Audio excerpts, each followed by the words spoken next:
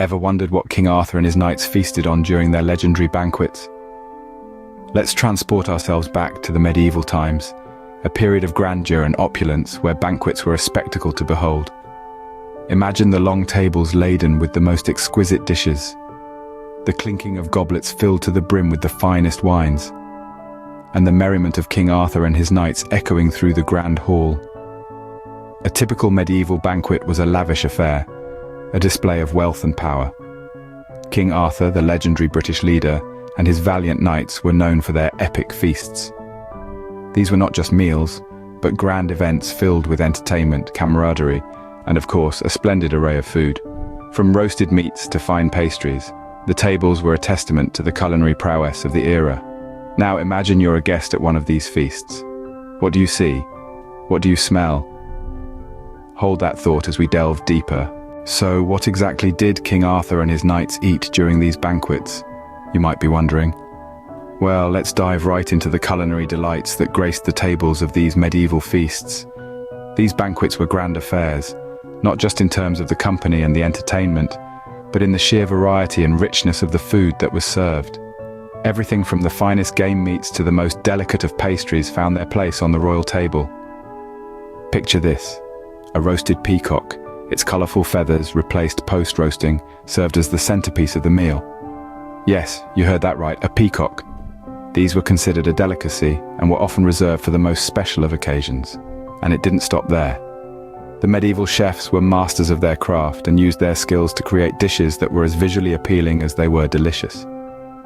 Imagine a dish called cockentrice, a gastronomic chimera of sorts, which involves sewing the top half of a pig to the bottom half of a turkey, and then roasting it to perfection. Exotic? Definitely. Delicious? Absolutely. Spices were a big part of these meals. They were a sign of wealth and were used generously in the cooking. Pepper, cinnamon, cloves, and nutmeg were some of the commonly used ones. They added a depth of flavor to the dishes that was truly fit for a king. No feast was complete without an array of sweet treats. Honey was the sweetener of choice and was used to make a variety of pastries and desserts. Picture a honeyed apple tart, its crust golden and flaky, the apples cooked to perfection with a generous drizzle of honey on top. Mouth-watering, isn't it? To wash it all down, there was wine, often sweetened with honey and spiced with cloves and cinnamon. A toast to the king, a toast to the feast, and a toast to the good times. From peacock pies to honeyed wine, it was indeed a feast fit for a king. And as we journey further into the world of King Arthur and his knights, we'll discover more about the grandeur of these medieval times. But it wasn't just about the food. There were rules to follow, etiquettes to maintain. So, how did one behave at King Arthur's table? In the grand halls of Camelot, where King Arthur held his banquets, the clatter of goblets and the murmur of conversation were punctuated by the strong chords of a minstrel's lute or the sharp wit of a jester's jest. But amid the merriment, a code of conduct reigned supreme. The seating arrangement, for instance, was a matter of great importance. At the head of the table, King Arthur sat with Queen Guinevere by his side. The Knights of the Round Table flanked the royal couple, their seats assigned according to their deeds of valor and chivalry. Seating wasn't just about where you plopped down with your trencher of meat. It was a symbol of status, a testament to one's place in the hierarchy of Arthur's court. The minstrels and jesters played a vital role in the banquet.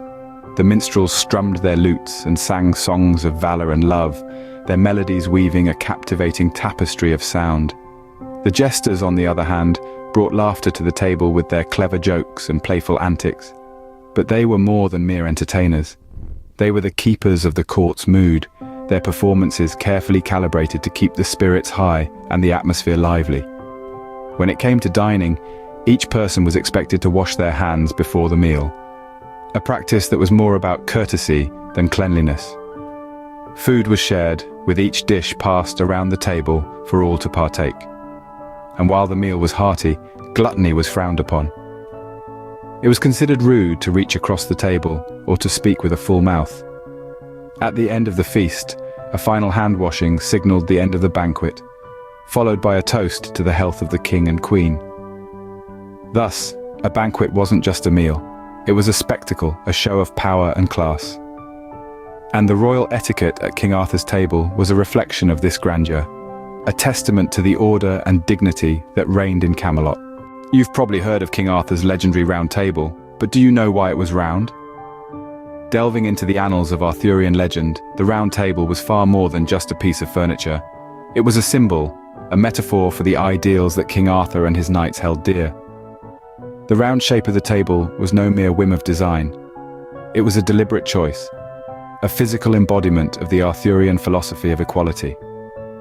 In a world where status was often dictated by birthright, King Arthur's Round Table was a revolutionary concept. Imagine a table where a knight, regardless of his lineage, could find a place. A table where every seat held the same importance, where no head or foot existed. It was a table that fostered a sense of camaraderie and mutual respect among those who sat at it. The Round Table was also a symbol of unity, a circle unbroken, without beginning or end.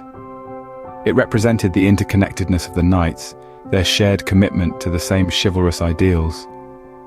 Around this table they made their vows, promising to uphold justice, protect the weak, and strive for the common good. And let's not forget the camaraderie that the Round Table fostered. With no one knight seated at the head, every voice around the table held equal weight. Discussions were held, strategies formed, and tales shared. The Round Table was the heart of Camelot, a place where knights could gather as equals, fostering a spirit of unity and shared purpose. The Round Table, thus, was more than a mere gathering point for King Arthur and his knights. It was a symbol of their egalitarian ethos, their solidarity, and their commitment to a shared cause. So the next time you hear about King Arthur's Round Table, remember, it's not just about the shape. It's about the ideals it represented, the unity it fostered, and the legacy it left behind. In essence, the Round Table was a symbol of unity, reflecting the spirit of King Arthur's court. So, what happened to these grand banquets? Why did they disappear? You might ask. Well, as with all things, change is the only constant. The era of King Arthur and his knights, the time of grand feasts and extravagant banquets, eventually had to come to an end. King Arthur's reign, as legendary as it was not immune to the sands of time. The fall of King Arthur, a story shrouded in mystery and steeped in sorrow, marked the end of this golden age. His demise led to a power vacuum, disrupting the social order and, with it, the tradition of royal banquets. But it wasn't just the fall of the king that led to the disappearance of these banquets.